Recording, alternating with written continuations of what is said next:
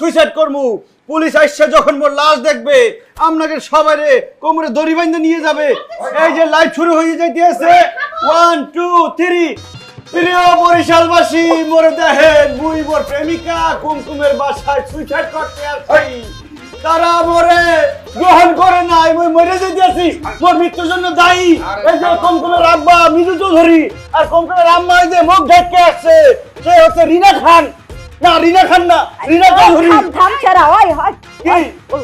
না না না, আমি মরে যাবো, মরে গেলাম। কি বলেন? বদ্ধ কর, ওইটা বদ্ধ কর। কইতাছি বন কর, করলাম বন্ধ। বন কর। এই যে কইতাছি কি যে ঠিক আছে, আমার মাইয়া যেহেতু তোমারে পছন্দ করছে, তোমার আমরা মাইনা লিবার পারি, মাগার একটা শর্ত আছে। কুমকুমরে পাওয়ার জন্য মোর একটা শর্ত নাই, 1000 শর্ত পূরণ করতে পারি। মোরে শুধু বলেন কি শর্ত, মুই এখন পূরণ করে দিতে আসি। আমাকে মাইয়া তোমার লগে বরিশাল যাইব না, তোমার আমগো বাড়িতে থাকতে হইব গড় জামাই হইয়া। কি শর্তে রাজি আছো? মুই একটা জিনিস বুঝতে পারতেছি না, আপনারা কি মোর সামনে শর্ত ধরছেন নাকি মরার জন্য গর্ত ধরছেন? মুই একজন খাঁটি বরিশাল্লা, মোর পক্ষে কোনোভাবে সম্ভব না বরিশালের ভাষার সাথে বেইমানি করা। মুই আপনাকে শর্ত মানতে পারবো না।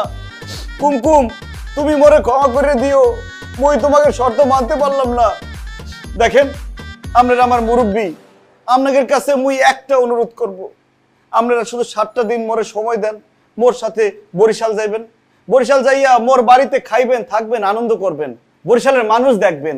দেখার পর আপনারা চিন্তা করবেন, চিন্তা করে একটা সিদ্ধান্ত নেবেন যে বরিশাল মানুষের সাথে আপনারা কি আত্মীয়তা করবেন নাকি করবেন না। এই সুযোগটা মোরে দেন। আচ্ছা যে পেঁচাল বন করো, আমি বুঝা পারছি, ব্যাপারটা বিবেচনায় রাখতেছি। আর আমার মাইয়াও যেহেতু তোমার মহব্বত করছে, তাইলে ঠিক আছে, তোমার কথাও শুনলাম, মাগার 7 দিন টাইম দিলাম, ঠিক আছে? আরেকটা কথা, মোদের বাড়িতে কিন্তু বিয়ার আয়োজন চলতে আছে। 7 দিন পর মোর ছোট বোনের বিয়া। মোর আব্বার খুব শখ ছিল 2 ভাই বোনের বিয়া ধুমধাম করে একসাথে দেবে। মুই যদি আপনাদের মন জয় করতে পারি, তাহলে কিন্তু মোগের বিয়াটাও মোর বোনের বিয়ার সাথেই হবে। এটা পরে দেখা যাবো। আগে দেখি বরিশালবাসী আমগো পরীক্ষায় পাস হওয়া পারে কিনা। কি গো?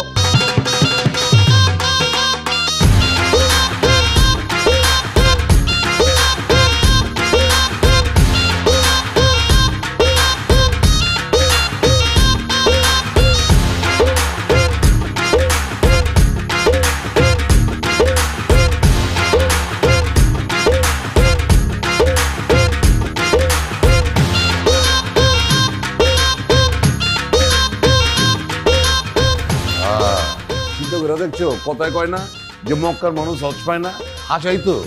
মানে বাড়ির লগে হইতাছে সদরঘাট, অথচ জিন্দগিতে আমরা লঞ্চে উঠিনি। জানবো কেমতে এত সুন্দর লঞ্চ? তুমি আদার ব্যাপারই হয়ে জাহাজের খোঁজ লিবা কেমতে? এত খুশি হয়ে না যে আমরা যে লঞ্চ দেখে অবাক হয়ে গেছি গা, খুশি হয়ে গেছি গা।